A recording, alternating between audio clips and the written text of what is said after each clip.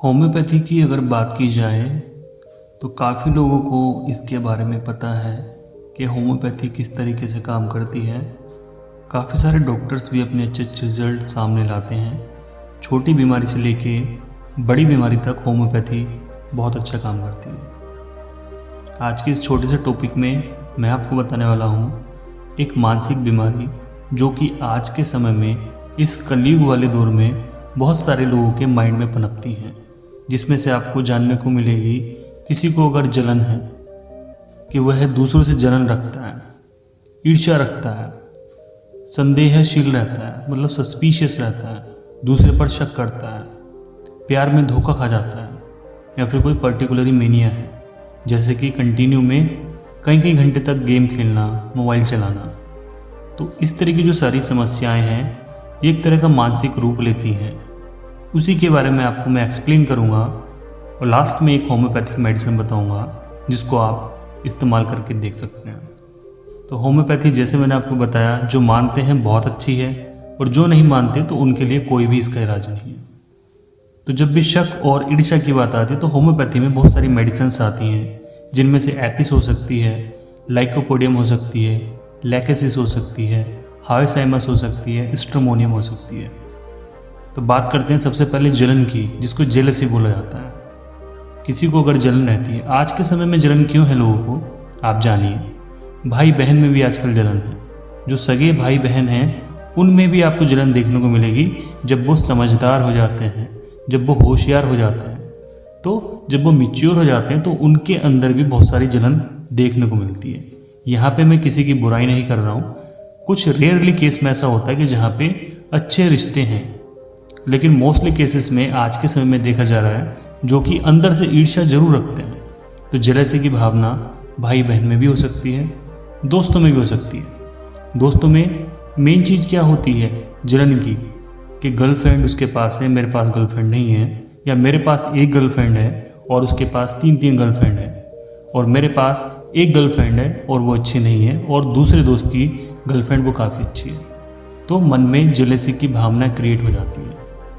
इसी तरीके से दोस्तों में कि मेरे पास साइकिल है, मेरे पास बाइक है, मेरे पास कार है, मेरे पास ये वाली बाइक है और उसके पास वो वाली बाइक है। तो इस तरह से भी जलन की भावना क्रिएट हो जाती है दोस्तों में।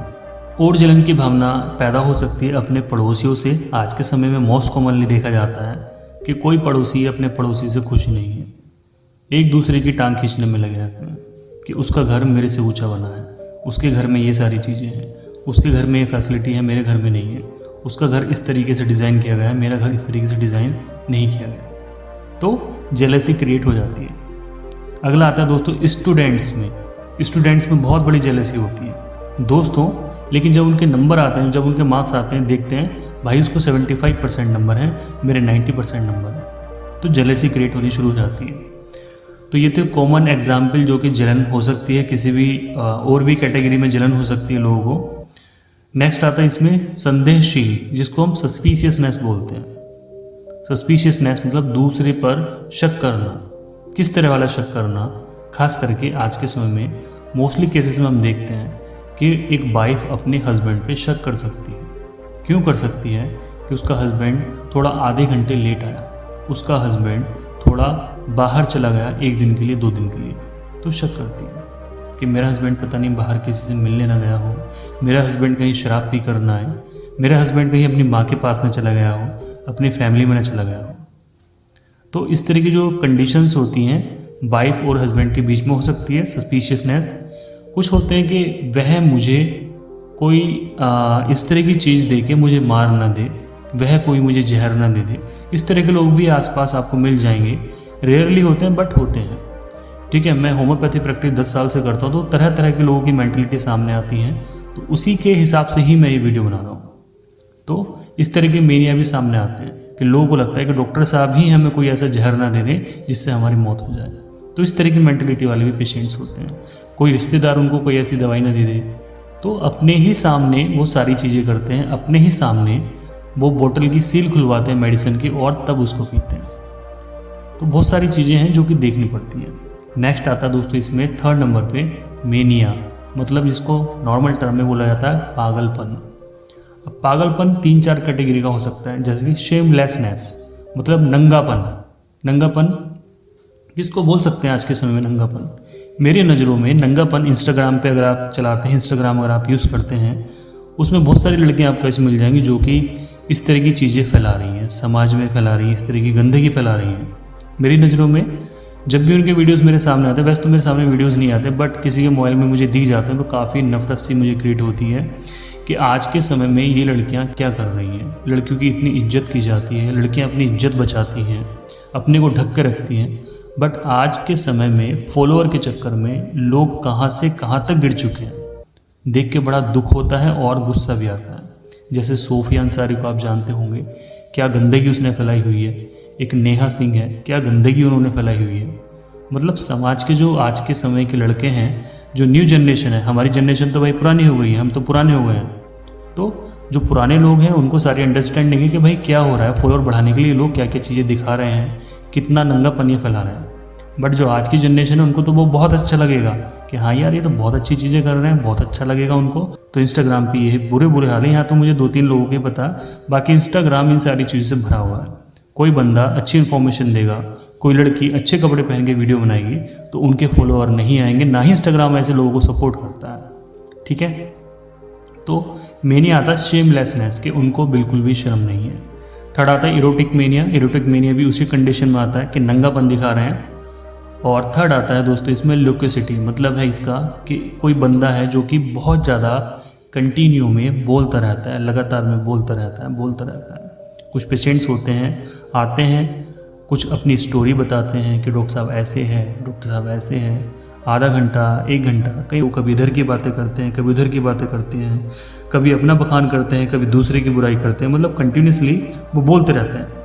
कैसे बोलते रहते हैं कि डॉक्टर साहब केवल 10% बोल रहे हैं, बाकी 90% 1 घंटे तक पेशेंट ने ही बोला है। तो लोकेसिटी भी उसके अंदर आती है। नेक्स्ट है दोस्तों इसमें प्यार में धोखा जब बंदा खा जाता है, डिसअपॉइंटमेंट लव। इसमें आज के समय में आपको देखा है कि भाई प्यार व्यार तो कुछ भी नहीं है। आज के समय में लड़का है लड़की है, प्यार मोहब्बत तो पहले के ज़माने में था, जो भी था, बट आज के समय में मेरी नज़रों में कोई भी प्यार मोहब्बत ऐसी नहीं रही है जो कि डीप तक हो।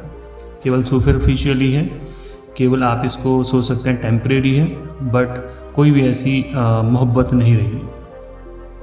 फिर भी इसमें क्या होता है कि कुछ लड़के होते हैं या कुछ लड़कियां होती हैं जो जिनका दिल साफ़ होता है और वो प्यार मोहब्बत में पड़ जाते हैं, लव करते हैं, बाद में कुछ गड़बड़ हो जाती है तो वो सैड हो जाते हैं, ब्रेकअप हो जाता है। स्टेटस पे इस तरह वाले स्टेटस लगने शुरू हो जाते हैं, पता नहीं क्या हुआ, डीपी गायब हो जाती है व्हाट्सएप से। ये सारी चीज़ें आज के समय में देखने को मिल रही हैं। तो धोखा खा लेते हैं तो पता लगता है भाई उनकी पर्सनैलिटी कुछ लोगों की नेट्रम्यूर जैसी बन जाती है। होम्योपैथी की एक मेडिसिन नेट्रम्यूर है जो कि सोडियम क्लोराइड से बनी हुई है, साधारण नमक से बनी हुई है। तो कुछ लोग की पर्सनैलिटी बन जाती है नेट्रम्यूर से, उनकी जैसी नेट्रम्यूर जैसी पर्सनैलिटी उनकी हो जाती है कि भाई सारे वो कट ऑफ कर लेते हैं, जितने भी अपने रिश्ते हैं वो अपने अंदर आप रख लेते हैं, किसी से बाहर से ऐसा कनेक्शन नहीं रखते हैं, तो नेट्रम्यूर वाली पर्सनैलिटी बना लेते हैं। तो प्यार में धोखा भी ये वाला पेशेंट खाता है। दोस्तों बात कर लेते हैं किस मेडिसिन की मैं यहाँ पे बात कर रहा हूँ। अगर आप होम्योपैथी डॉक्टर हैं तो आप ये अब तक समझ गए होंगे इन सारे पॉइंट्स में मैं किस होम्योपैथिक मेडिसिन की बात कर रहा हूँ। दोस्तों यहाँ पे बात हो रही है हायोसाइमस, एक होम्योपैथिक मेडिसिन है, हायोसाइमस नाइगर। ये एक होम्योपैथिक मेडिसिन है जिसको भी इस तरह की मानसिक बीमारियाँ हैं उसको अगर ये मेडिसिन हाई पोटेंसी में दी जाए, हाई पोटेंसी का मतलब 200 से स्टार्ट करके 1 mg दी जाए, फिर 10 mg दी जाए, मतलब आगे उसकी पोटेंसी जो पावर है उसकी बढ़ाई जाए मेडिसिन की, और इस तरह के सिम्टम पेशेंट के हैं तो उसमें बदलाव आना शुरू हो जाता है। अब मैं ऐसा नहीं बोलूँगा कि भाई अगर ये मेडिसिन किसी इस तरह की लड़की को जाके खिला दी जाए जैसे सोफिया है या नेहा है, तो यहाँ पे केवल वो जस्ट एक एग्जाम्पल था, ना ही किसी की बुराई करना था, ना ही किसी की आलोचना करना था, वो जस्ट मैंने एक एग्जाम्पल दिया।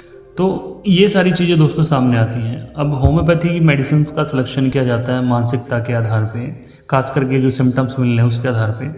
तो इनमें से अगर ये सिम्टम आपके अंदर है, लोकेसिटी वाला, संदेहनशील वाला, सस्पिशियसनेस आपके अंदर है, जेलसी आपके अंदर है, तो आप इस मेडिसिन को ले सकते हैं। होम्योपैथी डॉक्टर से आप मिलिए, लोअर पावर में स्टार्ट कीजिए, इसको धीरे धीरे करके आप पावर अपनी बढ़वाइए और धीरे धीरे जाके आप अपनी कंडीशन ठीक कीजिए। दोस्तों ये जो मैंने वीडियो बनाया है अपने मन से बनाया है और आई होप मैंने अपने जो भी मेरा रिफ्लेक्शन है मेरे मन का, मैंने आपको डायरेक्टली इसमें बता दिया है। तो प्लीज़ आप इस वीडियो को ज़रूर शेयर कीजिए। वीडियो अच्छा लगा तो वीडियो को लाइक कर सकते हैं आप। आपका बहुत बहुत धन्यवाद वीडियो सुनने के लिए, और चैनल पर नए हैं तो चैनल को प्लीज़ आप सब्सक्राइब कर सकते हैं। Thank you so much.